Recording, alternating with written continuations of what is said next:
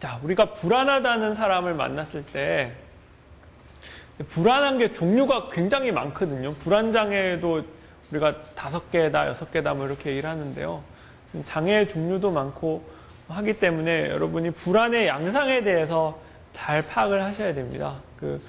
불안장애가 일단은 종류가 많기 때문에 CPX에 나오는 케이스도 불안이라는 카테고리 밑에 케이스가 5, 6개가 될 수 있는 거거든요. 그냥 장애가 아니고 그냥 다른 종류의 불안, 갑상선 항진증으로 인한 불안, 이런 것까지 감안한다면은 종류가 이제 무지하게 늘어나겠죠. 왜냐하면은 불안이라는 것은요, 우리의 정상적인 감정이거든요. 우리가 불안해하지 않으면 살 수가 없습니다. 왜냐하면은 불안은 우리에게 메시지를 주는 거거든요. 지금 좀 잘 하지 않으면 안 되겠다 라는 메시지를 주는 거기 때문에 불안해하지 않으면 그 사람이 항상 그냥 나른하고 멍한 상태로 지내니까 어떤 활동을 할 수가 없겠죠. 그래서 감별을 하셔야 되는데요. 불안하다는 게 어느 정도인 것인지, 정말 이 사람이 병이라고 할 수 있을 정도의 불안인 것인지, 만약 그렇다면은 사람이 대체 어떤 모습을 보이는 건지, 불안을 통해서 어떠한 대상에 대한 불안을 가지고 있는 것인지, 원인은 뭔지, 그런 것에 대해서 우리가 생각을 해가면서 풀어나가시면 됩니다. 자, 불안은요, 정상적인 것입니다. 시험 볼 때 불안하죠. 불안하잖아요. 불안하지 않으면 우리는 시험을 볼 수가 없습니다. 잘 보거나 말거나, 이렇게 되면 우리는 시험을 잘 보려고 하는 어떤 모티베이션이 하나도 생기지가 않겠죠. 그런데 문제가 되는 불안은 불안의 정도가 너무 심해서 우리가 원하고자 하는 어떤 행동을 못하게 하는 것이 이상한 불안인 것이에요. 불안의 정도가 너무 커가지고 시험을 도중에 포기했다. 정상적이지 않은 불안이죠. 불안은 우리의 각성을 고조시켜서 원하는 활동을 성공적으로 수행하게끔 만드는 머리의 작용이에요. 머리가 그 정도를 컨트롤하면은 노멀 레인지의 앵자이어티고, 머리가 그 정도를 컨트롤하지 못하면은 어브노멀한 불안이다라고 판단할 수 있겠습니다. 그래서 불안을 표현하는 양상이 굉장히 다양합니다. 불안하다라고 말하는 사람도 있겠죠. 그렇지만 불안하다고 얘기하지 않고 어지럽다고 얘기하는 사람도 있고요. 배가 아프다고 얘기하는 사람도 있고요. 땀이 난다고 얘기하는 사람도 있고요. 손이 떨린다고 얘기하는 사람도 있고요. 쓰러질 것 같다. 어떤 사람은 설사하는 사람인데 알고 보니까 불안에 설사하는 사람도 있어요. 그렇기 때문에 불안의 양상을 잘 파악을 하시고, 물론 설사하는 환자한테 CPX에서 설사하는 환자가 알고 보니 진단이 불안이었다라고 내지는 않겠죠. 티피컬한 케이스가 나오기 때문에. 그렇지만 여러분, 임상에서는 이런 환자를 접했을 때 원인이 앵자이티 때문이다, 혹은 앵자이티가 아주 중요한 요인으로 관여를 해서 이 사람이 다이어리를 하는구나 라는 것을 감별해내야 될 순간이 올 수도 있습니다. 그래서 불안은요,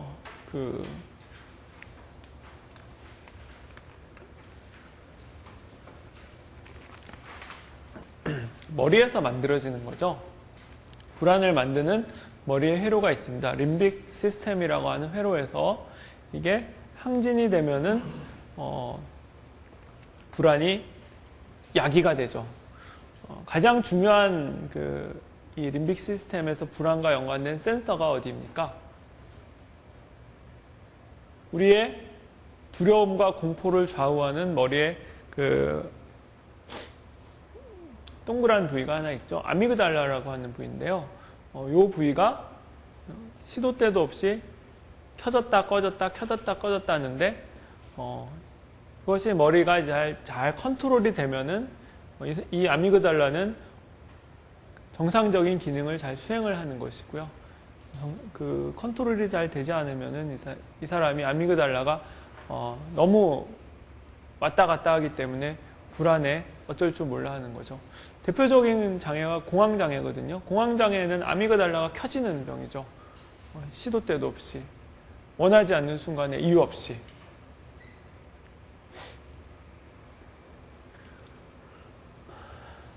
근데 이제 림빅 시스템이 활성화되면요, 림빅 시스템만으로 우리가 몸의 증상을 유발하지 않고 뭔가를 경유를 해서 증상을 유발하게 되는데요. 대표적인 것이 이제 이 HPA 엑시스죠. 림빅 시스템에서 신호가 가면은 HPA 엑시스가 그걸 접수해가지고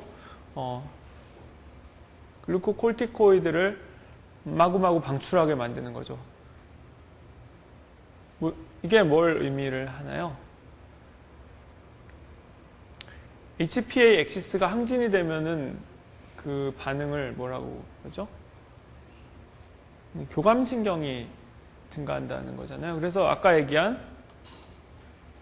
다이아리아, 디지니스, 뭐 땀나고 반상 항진되고 혈압이 높아지고 눈이 휘둥그레지고 심장이 뛰고 떨리고 이런 거는 다 교감신경 항진에 따른 증상들이잖아요. 그래서 순서는 림빅 시스템이 활성화되면은 그러니까 외부의 자극을 받든지 혹시 외부의 자극이 없이 림빅 시스템이 항진이 되면은 HPA 엑시스가 받아가지고 온몸의 교감신경을 항진시킨다. 그리고 림빅 시스템에서 다이렉트하게 너브를 액티베이션 시켜서 교감신경을 항진시키는 그런 방법도 있겠죠. 그래서 불안한 환자를 만났을 때 여러분이 물어보셔야 되는 내용들이에요. 얼마나 어큐트한 것인지 아니면 크로닉한 것인지 잠깐 그러다 마는 것인지 퍼베이시브하게 오래 레지듀얼하게 오래 가는 것인지 한 번 그랬을 때 얼마나 그런 건지 그 불안의 심한 정도는 얼마나 심한 것인지 옛날에는 어땠는지 약을 줘야 되는 것인지 너무 불안해서 죽고 싶은 생각이 있는 것인지에 대해서 여러분이 확인을 하셔야 됩니다. 자, 정상적인 불안은 우리가 때때로 이제 여러 가지 그 상황에서 느낄 수가 있는 것인데요. 병적인 불안이 유발이 되는 것은 대개는 병이죠. 정신과적인 질환이 있을 것이고요. 신체적인 질환이 있을 것이고 호르몬 영향이 분명히 있습니다. 그리고 약을 먹어서 불안이 유발되는 경우가 많이 있습니다. 우리가 좋아하는 커피, 술, 담배는 다 불안을 유발하는 그런 팩터들입니다. 커피 많이 드시죠? 저도 하루에 3-4잔 먹는데요. 너무 커피가 먹고 싶어서 5잔, 6잔 먹었을 때는 굉장히 불안해지더라고요. 그 팔피테이션이 막 증가하면서 기분이 굉장히 안 좋아지던데요. 근데 그 커피를 5잔 넘게 드시는 분이 꽤 많으시더라고요. 그런 분은 그 불안의 치료를 커피를 끊는 거를 치료로 받으셔야 되는 거죠. 커피를 계속 드시면서 그럼 불안을 경감시켜드리는 약을 같이 드세요라고 하는 거는 그 사람을 위하는 것이 아닙니다. 커피를 끊게끔 만들어주시는 것이 그 사람을 위하는 것이죠. 그래서 그 불안하다는 환자는요, 아까 그 설명을 드렸다시피 그 제너럴하게 쫙 걸쳐 있잖아요. 그 머리에서 불안이 생성되는 걸 수도 있고요. 몸에서 불안의 요소가 올라와서 불안이 생성이 되는 걸 수도 있기 때문에 반드시 신체적인 요인을 감별을 하셔야 됩니다. 그래서 불안하다는 환자한테는 불안장애라고 속단하기 전에 먼저 이 사람이 갖고 있는 제너럴한 컨디션에 대한 측정이 들어가야 돼요. 심장 문제는 없는 것인지, 팔피테이션 자체가 불안을 유발하게 되거든요. 숨을 제대로 쉬는 것인지. 아스마 어택이 오면 굉장히 불안하죠. 그거는 그 아스마 때문에 불안이 생긴 것이지 불안장애 때문에 아스마가 온 건 아니거든요. 물론 서로 연관이 있을 수는 있겠지만요. 그래서 쌕쌕하는 사람한테 그 브리딩 사운드를 측정하는 것은 반드시 필요한 것이고요. 그리고 타이로이드 호르몬은 그 불안, 우울, 기분 이런 것에 약방의 감초처럼 작용하는 것이기 때문에 타이로이드의 크기를 보실 필요도 있고, 뭐, 환자는, 근데 모의 환자 중에 타이로이드가 커진 사람은 없을 거잖아요. 시진을 통해서 이제 보통 시진이 부어있다 싶으면 만져보는데, 그래도 그 항목에 만져보는 게 있기 때문에 만져보실 필요도 있습니다.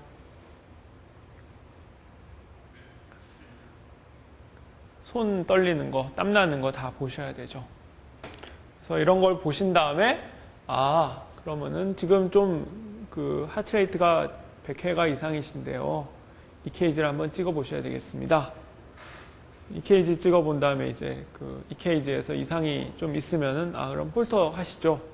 에코 하시죠. 타이로이드를 보기 위해서 TFT 하시죠. 이렇게 권유를 할 수가 있습니다. 근데 TFT가 지금 우리 계속 그 약방의 감초처럼 나오는데요. 그 현실적으로는 굉장히 시행하기 힘들어요. 왜 그럴까요?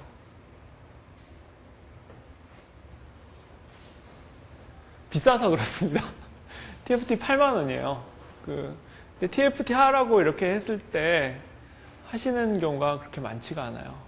입원한 경우 아니면은. 그래서 우리가 여러 가지 CPX다, 교과서적인 진료다 하지만 여러분이 필드에 나가시면은 제1 고려사항은 코스트입니다. 코스트. 심평원 지침. 심평원 지침을 어기면은 다 환수당합니다. 심평원 지침을 해리슨보다 더 위에 둬야 되는 상황이 지금 우리나라 대한민국의 상황이죠. 되게 답답한 순간도 많이 있을 거예요. 이제 최근에 DM에 대한 태클이 들어왔죠. 당뇨약을 심평원에서 제시하는 처방대로 하지 않으면 삭감을 하게끔 이제 되었죠. 그래서 지금 당뇨 내분비 학회에서 난리가 났던데요. 자, 그래서 이제 신체적인 질환은 아닌 것 같다. 그러면 이제 정신적인 질환인 불안장애인 것 같다라고 판단이 됐을 때는 불안장애가 어떤 것이냐에 따라 나를 이제 다시 판단을 하셔야겠죠. 불안장애는요, 지금 현재 카테고리는 6개로 돼 있는데요. 향후에 지금 이제 진단 분류를 강박장애를 불안장애에서 좀 떼어서 독립시키려는 움직임이 있습니다. 그래서 지금은 이제 강박장애를 불안장애라고 여러분이 같이 배우시면 되겠는데 아마 한 5년이나 10년 뒤에는 강박장애는 그냥 강박장애다라고 설명이 될 것 같아요. 지금 추세로는요. 그래서 불안장애 종류가 6가지가 있다는 것을 알고 이 6가지의 감별 포인트에 대해서 질문하셔야 되는 거죠. 그리고 일단 볼게요. 자, 범불안장애는요, 그냥 불안과 걱정이 너무 과도한데, 그냥 막 이어지는 거죠. 특별한 이유도 없이. 항상 일정하게. 불안장애는 불안했다, 안 했다, 이런 특징이 있는데요. 범불안장애는 이제 끊임없이 그냥 계속 불안하다. 이렇게 보시면 되겠어요.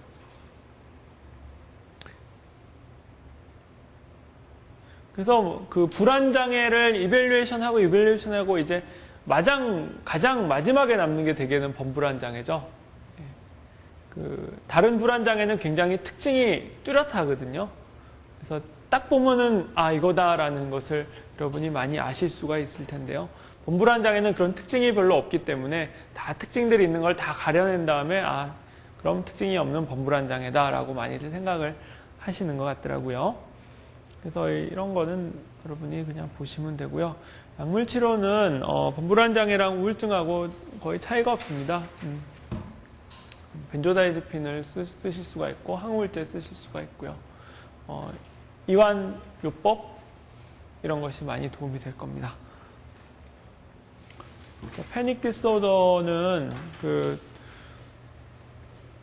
환자가 연기하기가 굉장히 좋습니다. 너무 특징적이거든요. 혹시 패닉을 경험해 보신 분이 계십니까?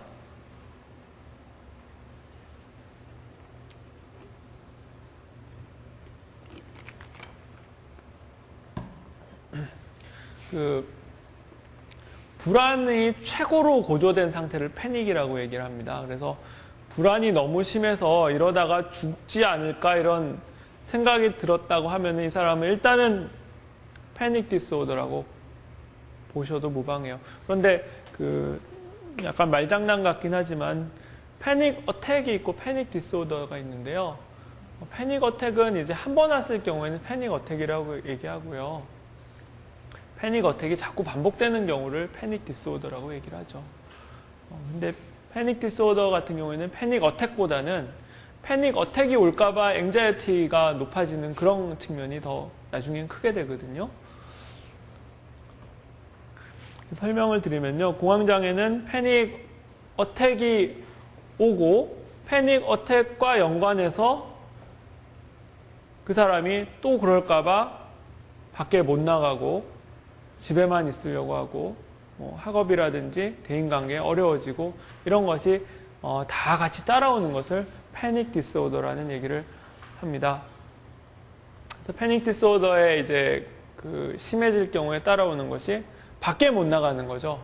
밖에 나갔다가 패닉 어택 오면은 자기가 쓰러졌는데 아무도 도와줄 사람이 없다. 라는 그 예견을 해서 밖에 나가지 않는 거거든요. 이런 것을 광장공포증이라고 얘기하죠. 패닉 디스오더랑 광장공포증, 아고라포비아는 서로 붙어 있는 경우가 많이 있어요. 그래서 패닉의 원인은 이제 그 원인이 있을 수도 있고 없을 수도 있는데요. 아미그달라의 활성이라는 어떤 그 중간 경로를 경유하여 발생하게 되는 거죠. 그래서 가족력이 의외로 좀 높았던 걸로 되어 있고요. 임상 양상이 여러분이 CPX 할 때 굉장히 특징적이기 때문에 바로 알 수가 있는 거거든요. 굉장히 심한 불안이 급격하게 나타났다가 빨리 사라지게 됩니다. 패닉 디스오더가 길게 가야 몇십 분이고요. 몇 시간 이상 지속되는 패닉 디스오더는 거의 없다시피 합니다. 그래서 이러한 특징적인 불안을 보이는 사람한테는 일단 패닉 디스오더라는 임프레션을 가지고 접근을 하시면 되겠죠. 감별해야 되는 게 굉장히 중요하죠. 체스트 페인이 많이 호손을 하는 거기 때문에 체스트 페인에 대한 이밸류에이션을 한 다음에 패닉 디스오더라는 진단을 내릴 수가 있는 거거든요. 너무너무 가슴이 아파서 죽을 것 같았습니다. 라고 했을 때 죽을 것 같은 불안에 포커싱을 맞춰서 패닉 디스오더라는 진단을 먼저 내리면은 이 사람은 그 하트 이밸류에이션을 할 기회를 잃어버리는 거거든요. 그래서 먼저 EKG를 찍어보고 그다음에 타이로이드 때문에 패닉이 유발될 수도 있잖아요. 슈가가 떨어져서 식은땀이 나고 쓰러질 것 같고 이런 것을 호소를 하는 사람한테 패닉 디스오더 진단을 붙이면 안 되겠죠. 그러니까 먼저 풀랩을 해서 하트, 슈가, 타이로이드 이런 것을 다 가려낸 다음에 패닉 디스오더 진단을 붙이는 게 순서예요.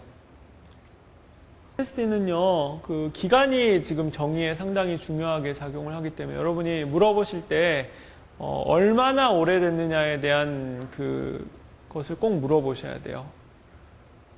그래서 PTSD의 그 정의 안에 증상이 한 달 넘게끔 지속이 된다라는 말이 있어요. 그래서 그 큰 사고를 당했는데 그 이후로 계속 불안하고 두근거리고 자꾸 악몽 꾸고 떨려요. 언제 사고 당하셨어요? 어제요. 라고 했을 경우에 이 사람은 PTSD 진단을 내릴 수가 없습니다. 그냥 잘 줘야 이제 어큐트 스트레스죠. 그래서 한 달이 넘었는지 이거를 꼭 물어보셔야 되고요. PTSD 중에서도 대개는 3개월 내에 좋아지거든요. 그래서 3개월을 다시 구분 포인트로 잘랐습니다. 그래서 3개월 미만의 PTSD를 어큐트 PTSD라고 얘기하고요. 3개월 넘기는 PTSD를 크로닉 PTSD라고 얘기를 합니다. 그리고 사람에 따라서는요, 사고가 났는데 그냥 잘 살다가 갑자기 한 몇 달 있다가 나 그것 때문에 못 살겠어 라고 하는 사람이 생겨요. 그런 사람이 실제로 있습니다. 이런 경우엔 delayed onset이라는 스페시파이어를 붙이기도 해요. 자, PTSD는요, PT의 T가 트라우마잖아요. 트라우마가 누구나 이 사람이 이런 일을 겪었으면 이런 상태에 접어들만 하겠구나 라고 생각되는 그런 트라우마예요. 매를 맞았다거나 심하게 맞았다거나 레이프를 당했다거나 천재지변을 당했다거나 TA 등등 이런 거를 봤을 때는 그럴만하다라고 납득이 되잖아요. 그런데 군대를 갔다. 군대를 간 이후에 너무 떨리고 기타 등등의 증상이 있었다 라고 했을 때 PTSD의 진단을 붙이지는 않습니다. 군대는 그냥 다 가는 거잖아요. 그래서 PTSD의 가장 핵심적인 세 가지의 그 양상이 있는데 이거는 꼭 물어보셔야 되는 거예요. PTSD, 이 사람이 내가 사고를 당해서 굉장히 괴롭다고 얘기하는데 그러면은 어떻게 얼마 정도 괴로움을 당하는지에 대한 항목 중에 반드시 물어보셔야 되는 게 자꾸 그 일이 떠오르십니까? 심한 사람은 그 3D 영화처럼 그게 자꾸 자기 주변에서 리익스피리언스 된다 그러더라고요. 재경험 하십니까? 그 다음에 그 상황을 자꾸 피하게 되십니까? TA 당한 사람이 차에 안 타려고 하는 거 굉장히 전형적인 PTSD 증상이죠. 어라우절이 굉장히 하이퍼하게 되는, 하이퍼라우절을 보이는가? 식은땀 나고, 심장 뛰고, 교감신경이 흥분되고, 과각성 증상이 있는가? 그 일을 생각했을 때, 이 세 가지가 가장 중요한 PTSD의, 심텀 트리아드죠.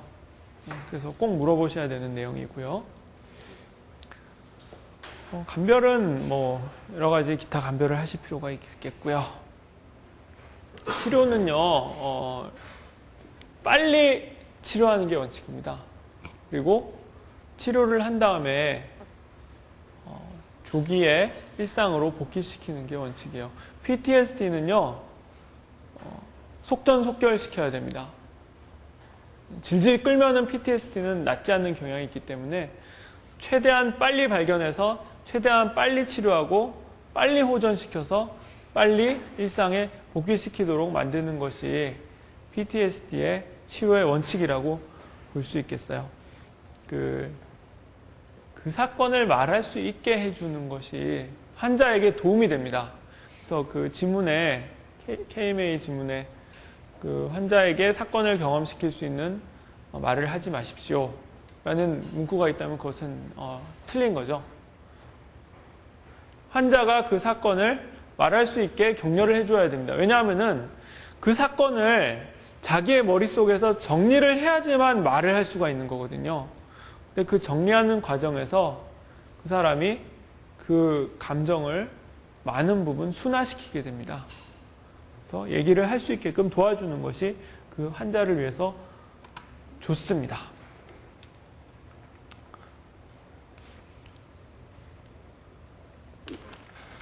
그래서 우울증 치료랑 동일하게 약은 들어갈 수 있고요. 여러 가지 행동 치료를 할 수 있습니다. 노출과 이완요법을 하게 되는데요. 노출이라고 하는 거는 비슷한 상황에 다시 자꾸 경험하게 해주는 거죠. 그러면은 역치가 떨어지게끔 되는 그런 이제 효과를 볼 수 있는 거고요. 이완이라는 거는 우리가 그 PTSD 증상이 나타날 때 각성이 되잖아요. 하이퍼 어라우절 되는 상태를, 그 상태를 릴렉세이션을 시켜서 그 여러 가지 트라우마와 하이퍼 어라우절 간의 관계를, 고리를 끊어주는 거예요. 트라우마가 떠오르는데 하이퍼 어라우절이 되지 않는다고 하면은 그거는 크게 괴로움은 아닌 거거든요. 트라우마가 떠올랐을 때 릴렉세이션 테크닉을 연습을 해서 어라우절을 차단했다. 그러면은 그 사람은 트라우마가 떠오르고 그냥 없어지는 거죠. 트라우마가 그 사람에게 큰 영향을 주지 않게 되는 거기 때문에 익스포저와 릴렉세이션 테크닉을 통해서 치료를 하게 됩니다. 자, 치료를 하는 것이 좋고요. 치료를 하지 않으면은 오래 간다고 되어 있습니다. 자, 스페시픽 포비아는요, 특정 대상을 되게 두려워하는 것이죠.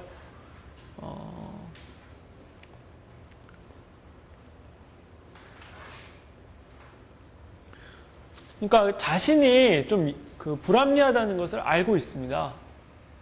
고양이를 너무 무서워하는데 고양이가 전혀 무섭지 않다는 것을 논리적으로 알고 있지만 고양이를 보는 순간 모든 것이 마비가 되면서 어쩔 줄 몰라 하는 것이 고양이 포비아죠. 너무너무 증상이 심할 때는 패닉 어택처럼 나타날 수도 있습니다. 자, 이랬을 경우에 고양이에 노출을 시켜주는 것이 치료 방법이에요. 어떻게 노출을 시켜줄 수가 있을까요? 여러 가지 방법이 있겠지만, 정말 속전속결로 끝내고 싶은 사람은 고양이를 탁 안겨주겠죠. 그럼 그 사람은 고양이를 안고 어쩔 줄 몰라 하다가 시간이 지나는데 내가 고양이를 안고 있는데 별일이 없다는 것을 알게 되는 거죠. 그럼 나중에 이후에 다시 고양이를 만났을 때 물론 고양이가 무섭긴 하겠지만 그 정도가 많이 감소하겠죠. 또 한 가지는 단계적으로 강도를 높여가면서 고양이한테 노출을 시켜주는 방법인데요. 처음에 고양이 발을 보여주다가 고양이 귀를 보여주다가 고양이 얼굴을 보여주다가 고양이 몸통을 보여주다가 그러다가 점점 고양이 전체를 보여주면서 탁 안겨줬어요. 그러면 그 사람은 단계별로 익숙해진 상태에서 고양이 전체를 만났을 때 크게 어라우절이 되지 않는 것을 발견을 하겠죠. 그러니까 이런 테크닉은 사람에 따라서 굉장히 다양하게 적용이 될 수가 있습니다. 베타블로커를 여러분이 처방하실 경우가 많이 생길 텐데요. 베타블로커의 역할은 무엇일까요? 고혈압약이잖아요, 베타블로커. 고혈압약인데 베타블로커는요, 여기 베타가 혹시 뭔지 아세요? 베타 뭔가요? 아드레날린 리셉터입니다. 아드레날린 베타 리셉터거든요. 그러니까 교감신경 차단제예요. 그러니까 어라우저를 줄여주는 거죠. 그래서 고혈압에 대한 효과가 있는 것도 어라우저를 받으면 혈관이 수축이 되잖아요. 그러니까 어라우저 자체를 줄여주면 어라우저로 인한 혈관 수축이 방지가 되기 때문에 혈압이 떨어지는 거거든요. 베타블로커를 먹었을 때는 교감신경이 항진이 그만큼 줄어들기 때문에 하이퍼 어라우저를 겪지 않기 때문에 처방을 하는 것입니다. 소셜 포비아가 있죠. 소셜 포비아는요, 다른 사람을 두려워하는 건데 왜 두려워하는 거냐? 남들이 나 어떻게 생각할지 그런 것에 대한 두려움입니다. 그래서 남들 앞에 나섰을 때 굉장히 힘들어하고 어라우절이 생기면서 그런 것을 자꾸만 회피하게 되는 것이죠.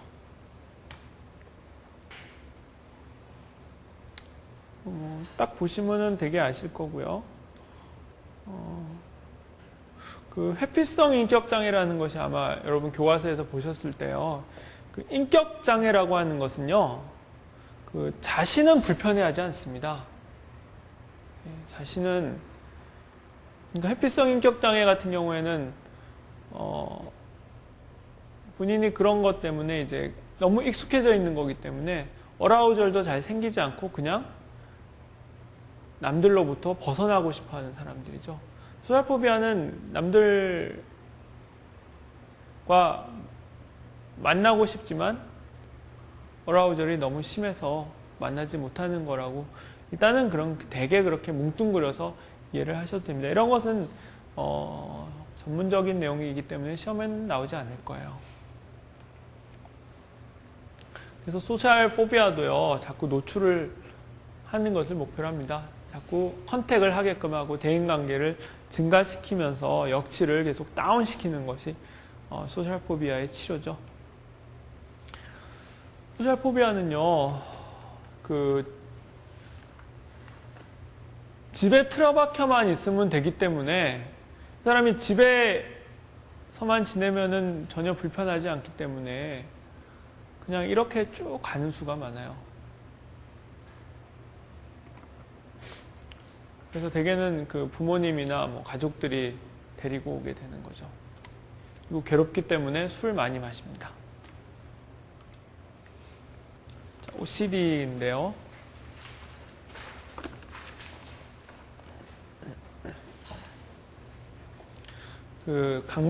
강박이 뭔가요? 강박이잖아요, 이게요.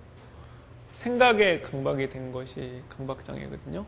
근데 그 강박이라고 하는 건 생각을 띄려고 해야 뛸 수가 없는 거죠.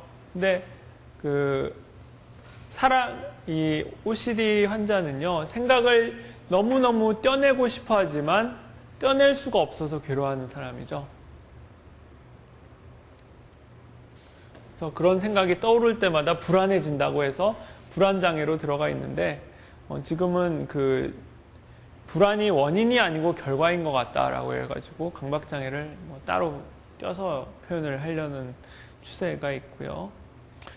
그래서 뭔가 이런 생각이 굉장히 자신한테 도움이 되지 않는 생각이죠, 대개는. 자신한테 도움이 되는 생각이 계속 떠오르면 이 사람은 올래 할 거 아니에요. 네, 자신한테 도움이 되지 않는 생각이 끊임없이 자신을 따라다니기 때문에 이 사람이 괴로워하는 거죠. 떼어내고 싶어 하는 거고요. 대표적인 그런 생각들이 오염에 대한 걱정, 재난에 대한 걱정, 의심병, 대칭 맞추고 싶어 하고, 뭔가 이거를 하고 싶어 하고 뭔가. 이런 것에 대한 생각이 끊임없이 떠오르기 때문에 이것을 회피하기 위해서 이 사람이 나름대로 자기의 대처 방법을 개발해낸 것이 습관이죠. 강박적인 행동. 그래서 오염에 대해서 걱정하는 사람은 자꾸 씻는 행동을 보이게 되고요. 뭐 이렇게 도둑 맞을까봐 걱정하는 사람은 자꾸 문 잠근 거 체킹하고 그러는 거고요. 뭐 가스레인지 켜졌나 안 켜졌나 계속 체킹하고 그다음에 계속 반듯반듯하게 이렇게 두 개가 항상 대칭이어야지만 안심이 되고. 그래서 그런 것을 이제 마스킹하기 위해서 나름대로 여러 가지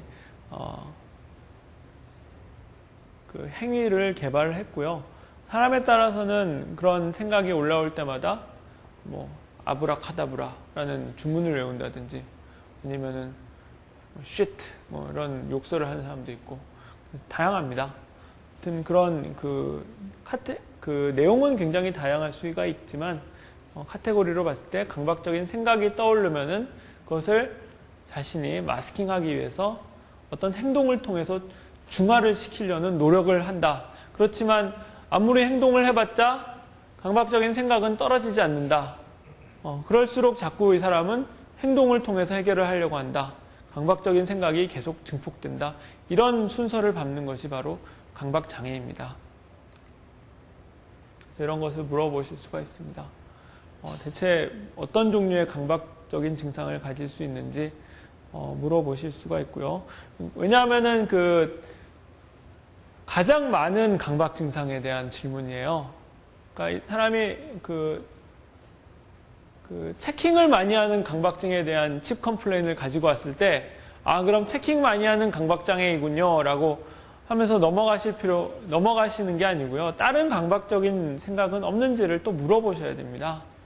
왜냐하면 두 개가 같이 있는 경우도 많이 있거든요. 그래서 강박장애는 정말 낫지 않는 병으로 되어 있고요. 오래 가는 병입니다. 치료는 약물치료, 인지행동치료, 정말 심한 경우에는 수술까지도 합니다. 서킷을 이제 끊어주거나 서킷의 시발점에 이제 일렉트로니컬 한 리드를 넣어가지고 스티뮬레이션을 하는 시술이 있죠. 약물치료 같은 경우에는 이제 항우울제를 쓰는데요. 우울증보다 훨씬 고용량을 복용해야지 효과가 나타나는 것으로 되어 있고요.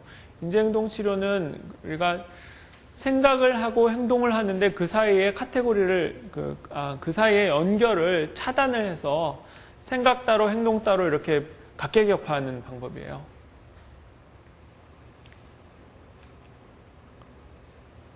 행동치료는요, 일단 강박장애의 강박적인 생각이 드는 환경에 노출을 시킨 다음에 활동을 못하게 하는 거죠. 예를 들어서요, 오염에 대한 강박을 가지고 있는 사람이 있습니다. 이 사람은 계속 손을 씻어야 되거든요. 이 사람한테 노출을 시키는 건 어떤 노출을 시킬 수가 있을까요? 변기를 만지게 하는 노출을 한번 시킬 수가 있겠죠. 변기를 만지세요 라고 했을 때 변기를 이 사람이 그러면서 이렇게 탁 만졌다 뛰겠죠. 그러면 변기를 두 손으로 잡으세요 라고 탁 시키거든요. 그럼 탁 잡았다가 탁 뛰었습니다. 그럼 이 사람은 어떻게 할까요? 막 달려가서 씻겠죠. 근데 그거를 못하게 하는 거예요. 노출을 시킨 다음에요, 손 씻기를 못하게 하시면 됩니다. 그러면 어떻게 됩니까? 이 사람은 손 씻지 않으면 나는 죽을 것 같다라는 생각을 가진 사람인데 강제로라도 손을 못 씻고 있는데 너무 힘들어요. 너무 힘들어요. 손 안 씻으면 큰일 날 것 같아요. 라고 하는데 시간이 지날수록 그런 불안이 줄어들게 되는 거죠.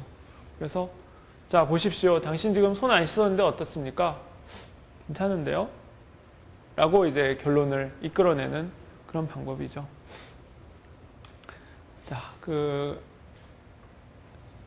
궁금해 해야 될 점에 대해서 다시 점검을 하겠습니다. 자, 불안해 하는 사람이 왔을 때 그 사람이 불안하는 것이 대체 어떤 정도의 불안인가, 정상적인가 비정상적인 것인가를 먼저 구분을 하셔야 되는 거고요. 비정상적이라고 하면은 이 사람이 어떤 원인에 의해서 비정상적인 불안을 가지고 있는 것인지, 신체적인 원인에 의해서 비정상적인 불안을 가졌는지, 정신적인 원인에 의해서 불안 증상을 갖게 되었는지를 구분을 하셔야 되고요. 정신적인 원인이라고 하면은 여러 가지 불안 장애가 있을 수 있고, 불안 장애를 유발할 수 있는 여러 가지 다른 정신질환이 있을 테니까 그런 것에 대해서 감별 포인트를 잡아서 물어보시고요. 그 다음에 불안한 사람한테 어떻게 해줘야 되나, 어떤 치료 방법이 있는지를 여러분이 설명을 해주시면 되겠습니다.